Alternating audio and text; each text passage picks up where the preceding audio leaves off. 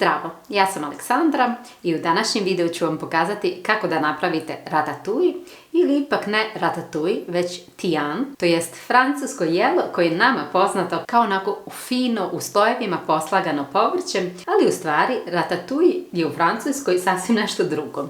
I tokom videa ću vam ispričati sve o tome. Sastojci koji su vam potrebni mogu varirati, ali pripremite ako imate patliđan, tikvice, ako imate jednu žutu tikvicu, može i zelena. Potrebne su vam 2 paprike, paradajz, crveni luk, bijeli luk. Potreban vam je sos paradajz, ako želite, ako ne, možete da napravite sos od cijelog paradajza, sve zavisno od toga šta vi imate. Potrebni su nam začini, biber, sol, ulje. Prvo ćemo krenuti sa pripremom sosa, to jest baze u kojoj će se svi ovi sastojci fino peći. U jednu širu tavu stavite malo maslinovog ulja na dno i tu je potrebno da isjeckate 2 glavice crvenog luka, ovako malo veće glavice.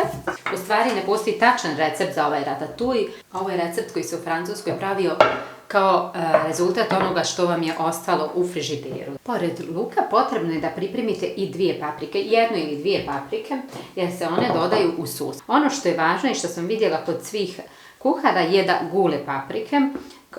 To je nešto što ja inače ne radim, ali u ovom receptu ću uraditi. Prvo ćemo isjeći luk i luk je potrebno da isječete na otprilike istu veličinu. Ne da vam se jedan dio luka karamelizuje, a drugi da ostane onako polusirov. Ulje je zagrijano i sada ću prebaciti luk. Luk ću samo malo posoliti. I ovo ću dinstati samo dok luk ne postane onako malo staklat, ali na srednjoj temperaturi. Paprike isjecite na sitne kockice, ali kao i kod luka, to je potrebno da bude otprilike jednake veličine. Dodajte paprike, promiješajte, dodajte bijeli luk, promiješajte i ovo dinstajte dok ne vidite da se počelo lijepiti za tavu. Dragi moji, vidite kada se ovo počinje malo kao lijepiti za tavu, možete dodati sos paradajz. Ja ću ovdje dodati bocu od 680 grama sos paradajza. Ovo ću fino po biberici. Kada ja nešto biberim, nemojte me onako slijediti jer ja baš dosta volim biber u jelu.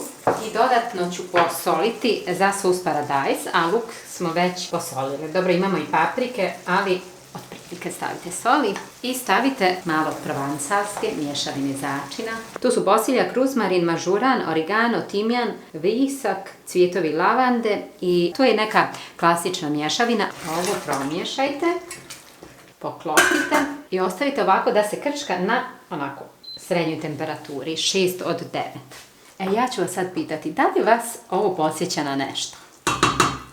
Sigurna sam da vas podsjeća, a mene podsjeća naravno na sataraš. Ovako se kod nas pravio sataraš, samo se paprika nije ovako sitno sjeckala, niti se dodavao sos paradajz, već svježi paradajz. U stvari, recept za ratatouille je u stvari recept kao naš sataraš. On se po pravilu, to jest po nekoj tradiciji, ne slaže onako kao što smo ga mi vidjeli u crtanom, poznatom crtanom, zbog koga ovo jelo postalo tako i poznato kod nas, već se pravi kao naš sataraš i tako se i služi. Recimo u Italiji je veoma poznata caponata i to je kao neka verzija našeg sataraša, samo što recimo kod nas mi nismo dodavali patliđan u sataraš, a sa patliđanom je mnogo bolje i tako ide i ovaj recept, dodaje se patliđan, a i tikvice. Sad, krećemo sa sječenjem. Pripremite patliđan i isjecite ga veoma tanko. Što tanje isječete patliđan, a što tanje isječete i ostatak povrća, ljepše će vam biti one šare kada poridate povrće. Paradajz nam se onako fino ukuhao i istinstao. Ja ću isključiti šporet. Nije potrebno da se ovaj paradajz ukuha kao za sos, jer će se kasnije peći u pećnici. Sad, dragi moji, da vam pokažem jednu stvar koju sam vidjela od jednog kuhara i koja je veoma logična, a to je da se povrće rasporedi prvo preko tacne, da bi se ono ravnomjerno posolilo i da bi se ravnomjerno začinilo, to jest da biste ravnomjerno stavili začine odozgo. Naravno, ovo je jedan dodatan detalj, vi ne morate ovo da radite, možete jednostavno da stavite ovo povrće, isjeckano povrće u jednu stjelicu, posolite onako otprilike i dobro promiješate. Potrebno je da ovo veoma malo posolite. Znači računajte da je ovo vrlo, vrlo tanko i potrebno je da stavite samo malo soli na svaki ovaj dio listić patliđana. Također malo bibera, malo provansalske mješavine začina. Tako, znači vidite kako je ono sada jednostavno ujednačeno. Stavite samo malo ulja.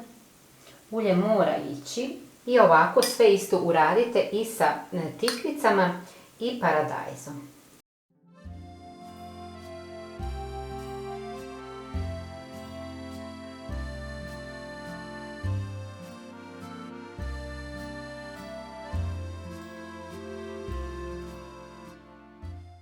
Uzmite paradajz, gore samo napravite jedan krst, stavite ga u vruću vodu, ostavite nekoliko sekundi i onda izvadite i stavite u hladnu vodu.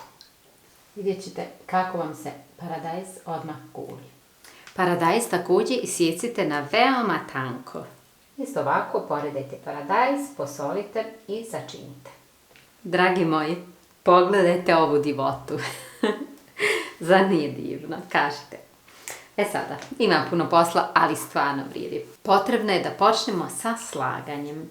Radit ćemo to na sljedeći način. Prvo ćemo uzeti patliđan, preko patliđana staviti jedan sloj ovako paradajza, zatim uzeti tikvicu i onda ovu žutu tikvicu. I vidite kako bi to trebalo izgledati.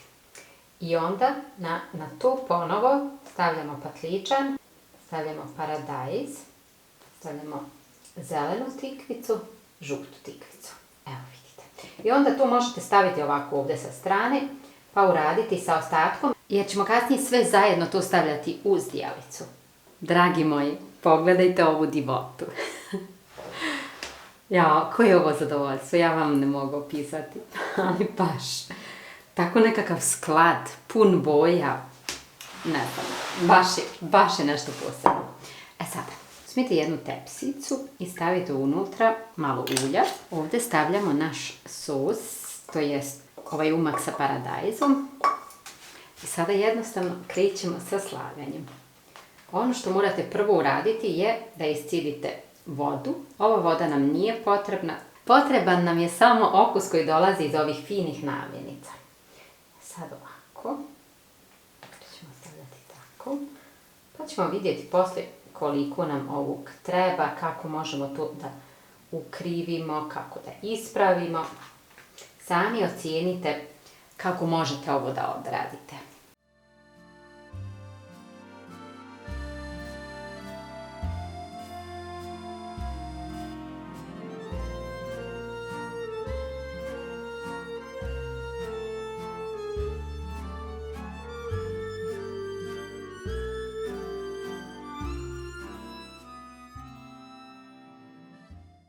Na svakih nekoliko ovako stavite listić posiljka. Ovo samo lagano pospite uljem, samo odozgo da ovo ne izgori onako. Ovo sada stavite u pećnicu na 160 ili 170 stepeni od 1 sat do 2,5 sata. U stvari možete zaista staviti koliko god želite. Naravno ovo vam ne treba izgoriti, ali ovo možete peći na 160 stepeni ako hoćete i 4 sata. Znači nema nekog pravila. Jedino pravilo je da vam ne treba izgoriti. Ali ja ću ovo staviti na 170 stepeni oko 1,5 sata, pa se vidimo kasnije. Dragi moji, pogledajte ovu divotu. Pogledajte. Ovo se sada ohladilo. Koliko to nije baš, ali ja moram probati. Zato što poslala sam sliku mojoj mami i ona kaže, pa ovo je šteta načiti. Ali ja ne znam da li ja uopšte moram ovo i probati. Vi znate da ja volim ovakvu vrstu jela. Ja sam vegetarijanac već dugo godina. Tako da je meni ovo, kako bih rekla, pa klasika.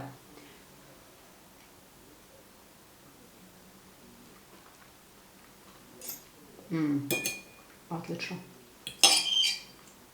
Ove trave baš dodaju okus. Baš lijepo. Morate sačekati malo da se ja skoncentrišem na degustaciju. Ako bi se htjeli opisati tip hrane koju ja volim, to bi bilo ovako. I još možda malo tjestenine uz ovo.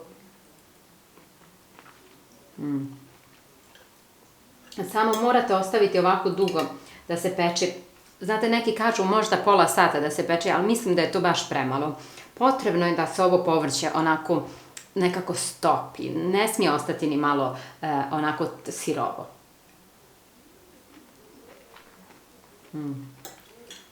Znate šta, ono što mislim da je baš posebno kod ovog jela je izgled, a okus mu je manje više kao našem satarašu.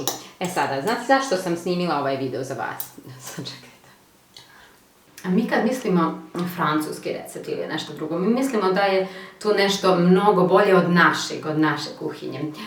Nekada to zaista jeste tako, ali ne znači uvijek da je tako. Recimo, ovo jelo je veoma slično našem satarašu, ali ono što razlikuje ovaj sataraš od onog našeg je način prezentacije, ne način prezentacije, način kako se on pravi. Drugi razlog zbog koga sam napravila za vas ovaj recept je da vam dam malo kao inspiracije, da ovaj način pripreme naravno ne morate sjeći ovako baš previše sitno, na previše tanko, ali recimo ako pravite musaku ili ako pravite neko jelo sa povrćem, ako stavljate krompir unutra ili povrćevim mesom, možete ovako malo išarati i onda će tu dodati posve nekakav drugi osjećaj u vezi tog jela. Ja znam šta ću napraviti sljedeće, čak mislim da ću za vas sljedeće sedmice da snimim taj recept. Znam šta ću napraviti za vas, a to je kombinacija ovog i još jednog jela iz posve druge kuhinje, ali ona će biti tako dobro. Dragi moji, ako vam se ovaj video sviđa, ostavite mi jedan like ili komentar, a za ostale recepte posjetite moj kanal na YouTube-u. I na kraju, naravno, buon appetito! Bon appetit!